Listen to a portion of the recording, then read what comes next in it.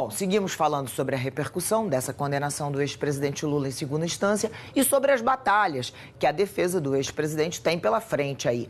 Vou chamar o Vitor Boiadian.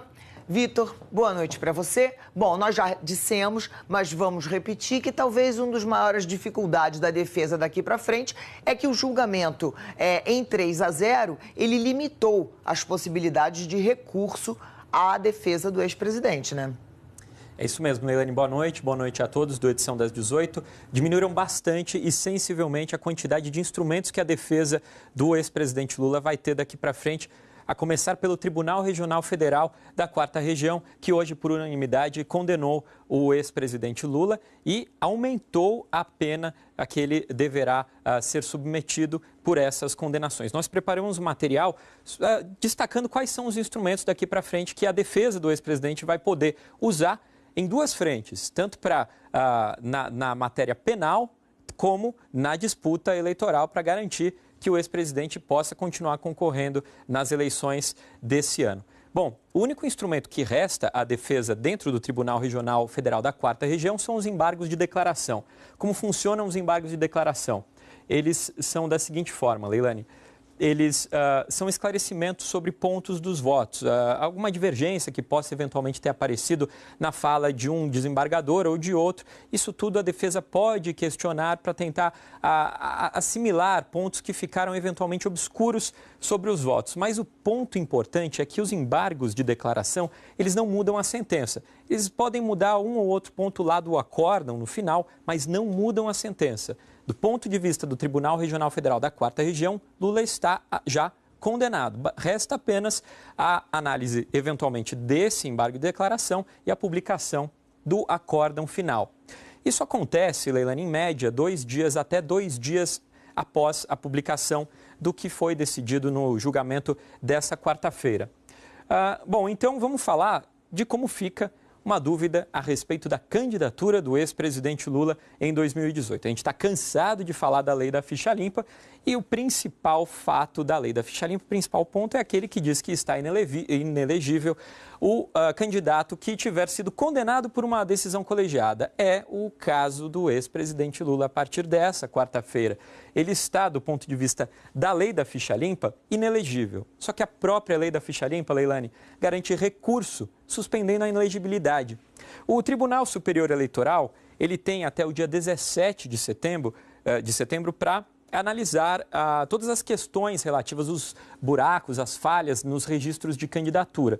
E é bem possível, como o Nilson Clava já disse, que até lá o Tribunal Superior Eleitoral decida sobre o registro da candidatura do ex-presidente Lula, que inclusive a presidente do partido dele, Gleisi Hoffmann, senadora, garantiu que vai continuar batalhando para conseguir a candidatura do ex-presidente Lula. Além da lei da ficha limpa, temos a lei eleitoral, que orienta os ministros do Tribunal Superior Eleitoral. Diz que todo cidadão filiado a um partido pode registrar candidatura. É o caso do ex-presidente Lula. Os registros são feitos no prazo de 15 de julho até 15 de agosto, portanto, como a presidente do partido do presidente Lula disse, será, portanto, até o dia 15 de agosto essa candidatura vai ser registrada. E um outro ponto importante de destacar, Leilani, é que as candidaturas elas podem ser questionadas por qualquer cidadão ou partido que eventualmente encontrar alguma falha, alguma certidão negativa do nada consta, né, dos candidatos. Mas olha, é bem possível, inclusive o Nilson disse, que isso sequer vai ser necessário, porque a atual situação do ex-presidente Lula é que ele está inelegível, porque ele já foi condenado por uma decisão colegiada. Outro ponto que gera muitas dúvidas sobre a situação do ex-presidente Lula depois dessa quarta-feira é quando, afinal, ele poderia ser preso. Se a prisão poderia ser hoje? Em tese, sim. O Supremo Tribunal Federal já autorizou o início do cumprimento de penas de prisão após a condenação em segunda instância. Mas, por prática, Leilani, o Tribunal Regional Federal da 4ª Região aguarda a análise de todos os recursos possíveis dentro do próprio tribunal. Como a gente disse, aqueles embargos de declaração que ainda não tem prazo para serem analisados, concluídos. É algo que pode, então, postergar uma eventual prisão do ex-presidente Lula. E depois dessa análise de recursos, ainda há alguma possibilidade? Assim, são os recursos especiais e extraordinários, Leilani, que são apresentados ao Superior Tribunal de Justiça e ao Supremo Tribunal Federal.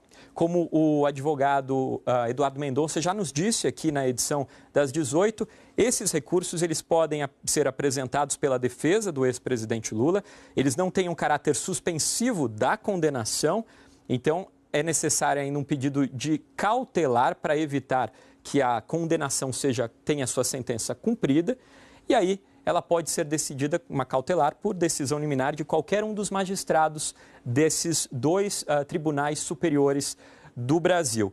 E isso, Leilani, pode influenciar tanto o efeito do cumprimento da sentença do ex-presidente Lula, como também a candidatura do ex-presidente Lula. Como diminuíram muitas as possibilidades de recursos agora com essa condenação unânime, é bem provável que isso tudo aconteça antes mesmo do período de registro de candidaturas. E aí, como o Nilson Clava nos trouxe, uma expectativa dos ministros do Tribunal Superior Eleitoral que toda essa conclusão aconteça com todo esse tempo que há até o dia 15 de setembro, que é o dia final que o Tribunal Superior Eleitoral vai ter que ter todos os elementos lá para julgar o registro da candidatura do ex-presidente Lula. De qualquer forma, a situação penal do ex-presidente Lula e a situação eleitoral podem estar daqui para frente nas mãos de ministros do Superior Tribunal de Justiça e do Supremo Tribunal Federal. Leilani. Vitor Boiadian, muito obrigada.